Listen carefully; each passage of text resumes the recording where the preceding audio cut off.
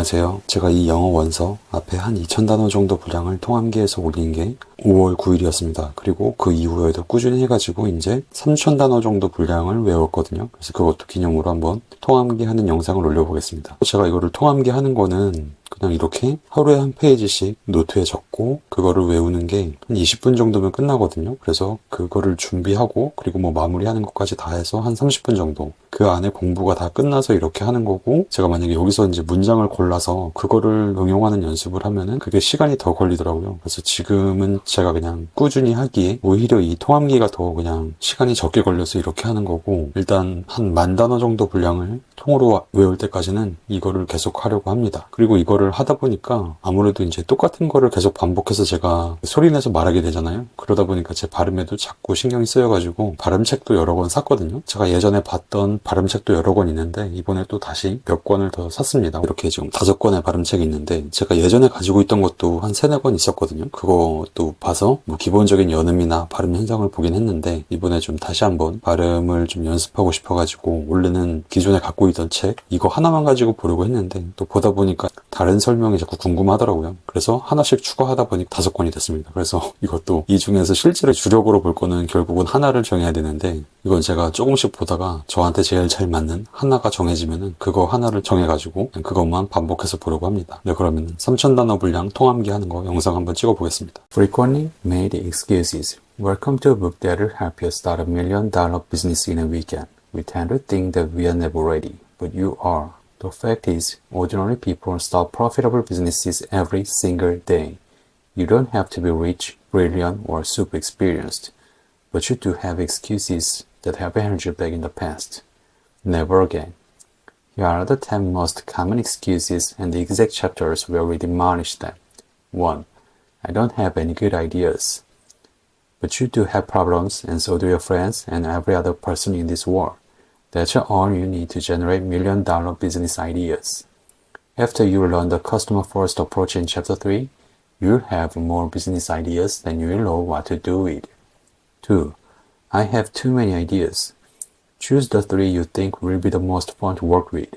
In Chapter 4, you'll learn how to use market research and a 1-minute business model to determine which of your 3 ideas has the most potential. 3. Starting a business is risky. I'm nervous about quitting my job. Risky is spending your life at a job you hate, with people you don't like, working on problems you don't care about. Don't quit your day job. Leverage the $1,000,000 weekend process in the early mornings, evenings, and weekends. Once you've validated an idea and you are pulling in enough to cover your minimum monthly expenses, aka the freedom number, then you can quit. I've done that twice. 4. I've started a few different businesses, did okay, and then I lose interest. Any one of those businesses could have been what you wanted. Not starting and not finishing both come from a similar set of fears covered in Chapter 1. You will also learn the law of 100 to help you push past resistance when you feel like quitting. 5. But how will it scale? This phrase stops you from getting your first customer. Keep it simple and easy for yourself. Don't think about scaling. Focus on starting. Then we'll discuss scaling your business in the chapters in Part 3, Grow It. 6. I don't have enough time to create a business. Look for the processes you can automate or document parts of the business so you can hire someone to help. My productivity system, Chapter 9, allows me to run an 8-figure business, a YouTube channel, and a blog while working out daily, traveling, and so on. If it's a priority, we can make the time. 7. I need to read more books, do more research, and be totally prepared before I can really start. You will never feel 100% ready to start. You just need to start. Don't buy another book or watch another video until you've walked through this process and starting your $1,000,000 business. I got you. Action time. 8. I'm broke as F. I've spent so much money and have made $0 in profit. Don't spend another dime until you've made your first dollar. The $1,000,000 weekend process requires no upfront spending. 9.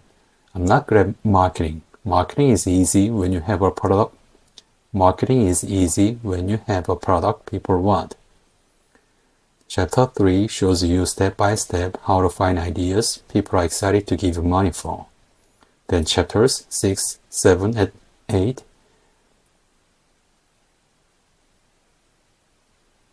give you the same marketing methods that I used to help me reach 1 million users in 6 months and Tidycal.com to reach 10,000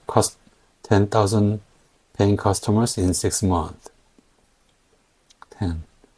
I need a technical co-founder to implement AI/VR/AR/the latest technology. No, you need to make money first. Your customers don't want more software, they just want solutions. Focus on that. There are affordable ways of validating a piece without any code. Start here. After starting $8 million businesses myself, Kickflip, Gambit, King Sumo, SamFox, Sumo, Tidycal, Monthly 1K, AppSumo. I wanted to prove I could teach others to do the same.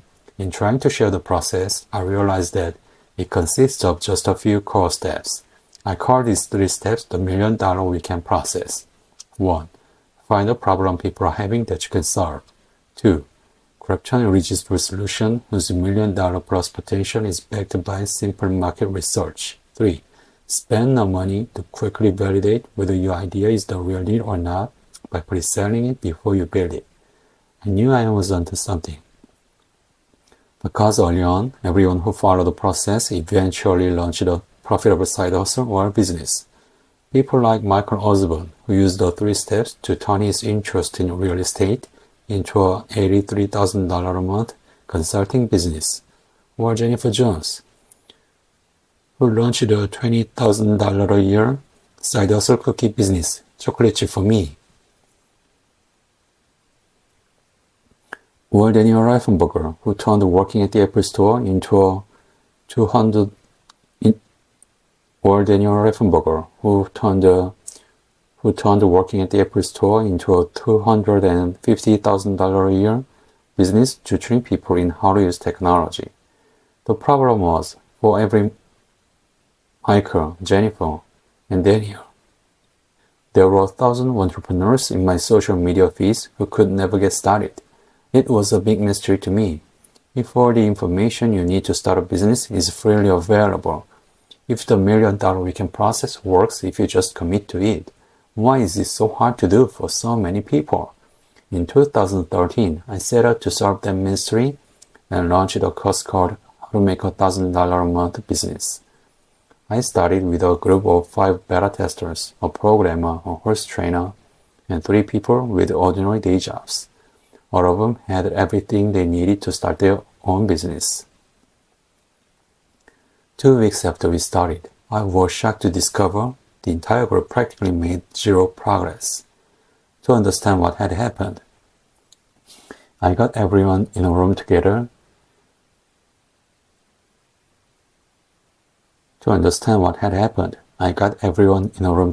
and did some entrepreneurial group therapy, breaking down what was holding them back.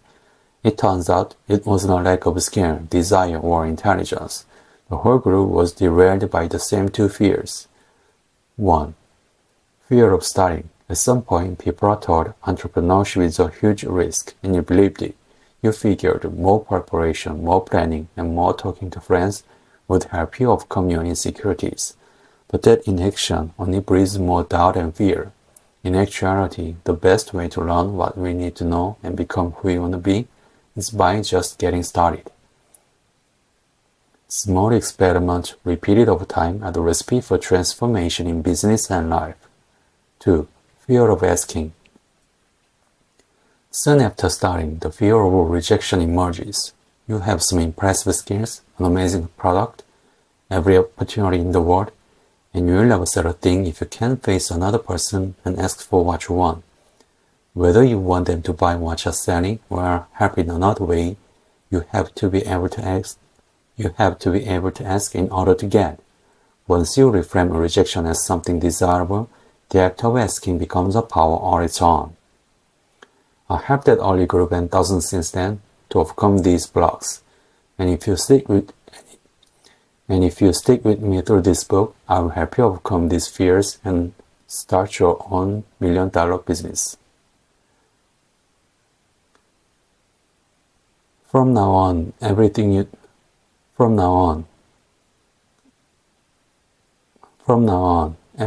do in this book and after should be viewed as an experiment. This has been a profound shift for people who worry that starting a business is this big daunting thing. Experiments are supposed to fail, and should they fail, you just take what you've learned and try again a little bit differently. Take me and any of the super successful entrepreneurs and side hustle champions I've met over the years. It's uncanny, but the one commonality nearly all of us share is the crazy number of seemingly random things we've tried to launch, stretching back to our childhoods.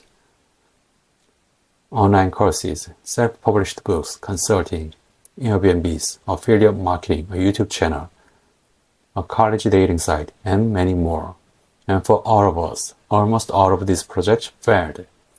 So what's the connection between all these random failures and the success we ultimately achieved?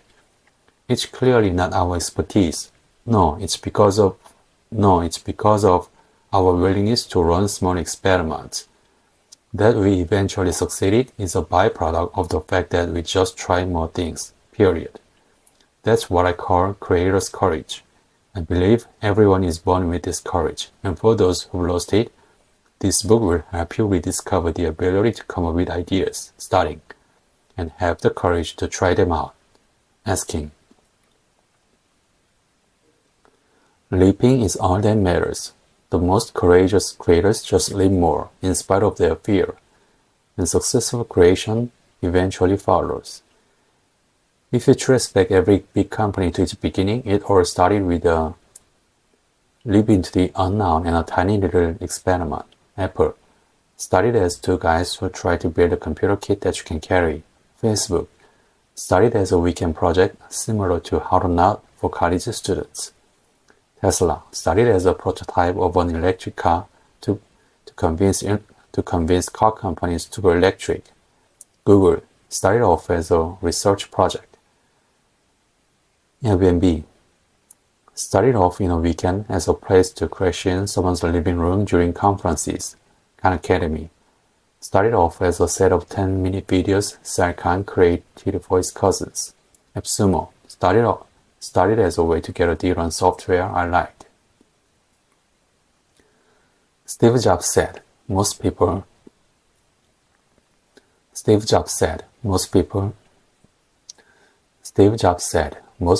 never pick up the phone. Most people never ask.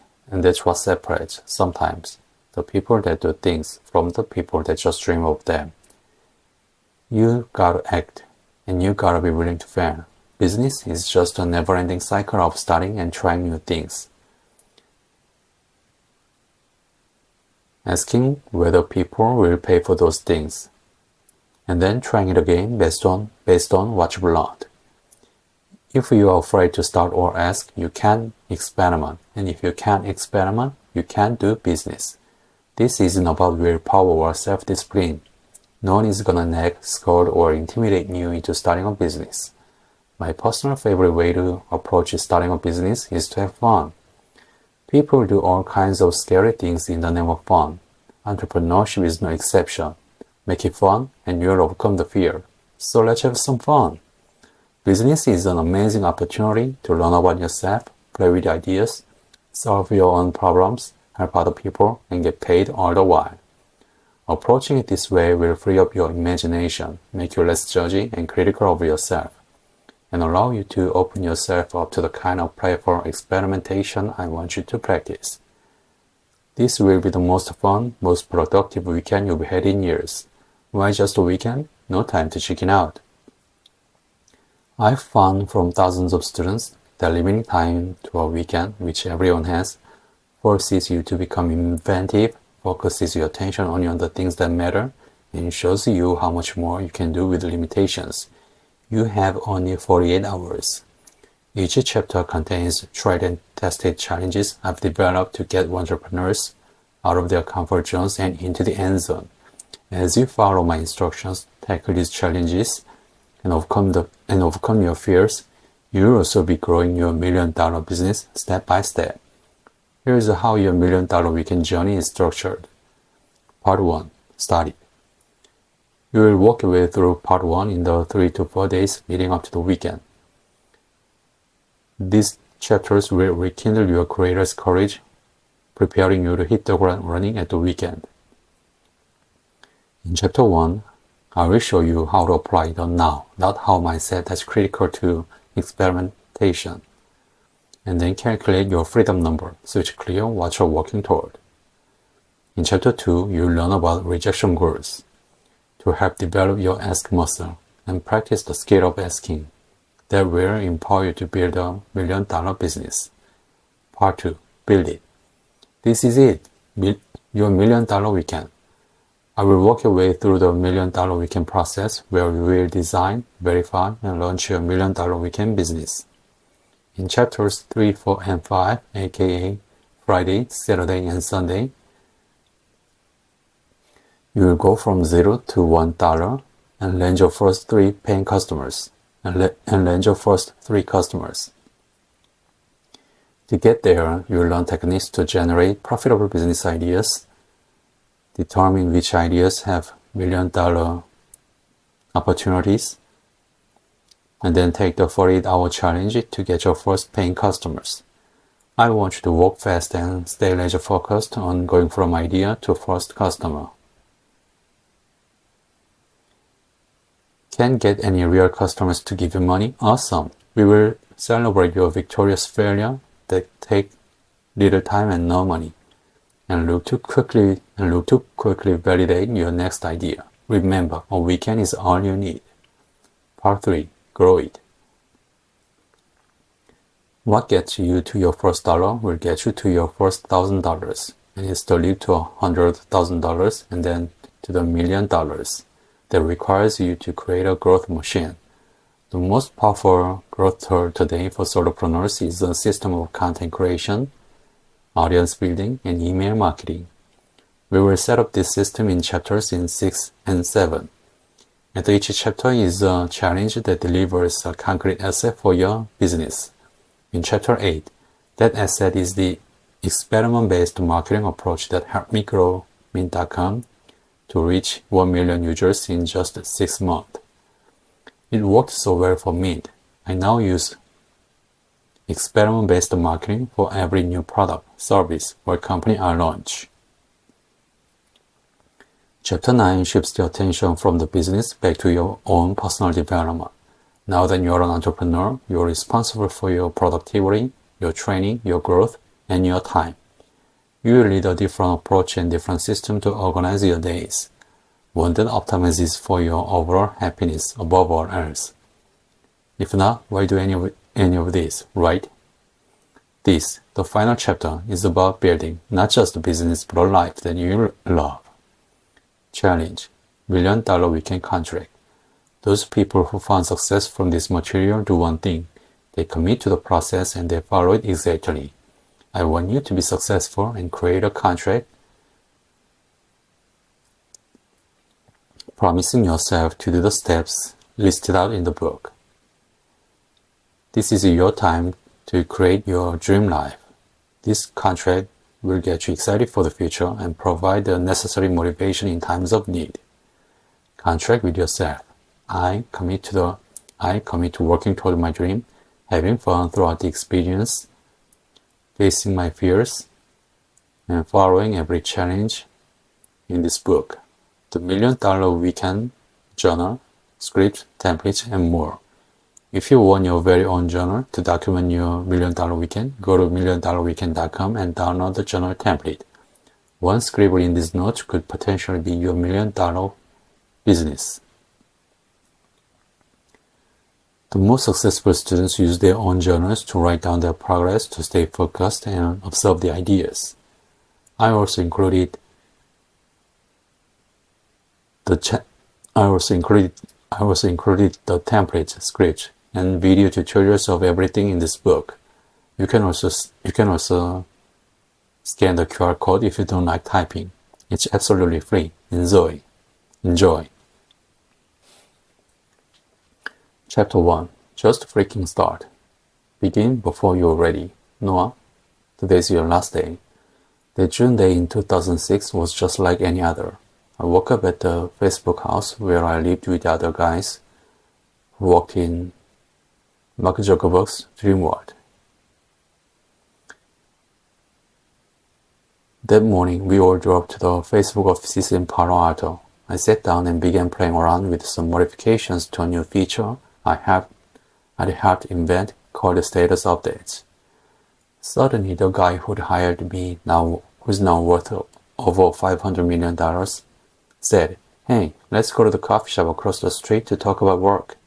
It had been 9 months, 8 days, and about 2 hours since I was hired as Facebook's 30th employee. I was just 24 years old, and here I was, among the smartest collection of people I'd ever been around, led by a man-child who seemed even then like he was the smartest, led by a man-child who seemed even then like he was the smartest of them all. Ivy Leaguers, big brains, coders, and entrepreneurial savants, all of us doing what we believe to be the most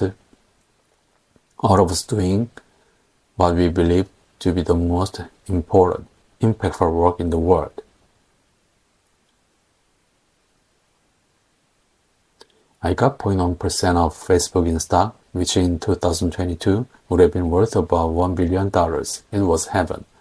Life moves fast. In a matter of seconds, it went from living my best life ever to a feeling of deep shame and embarrassment.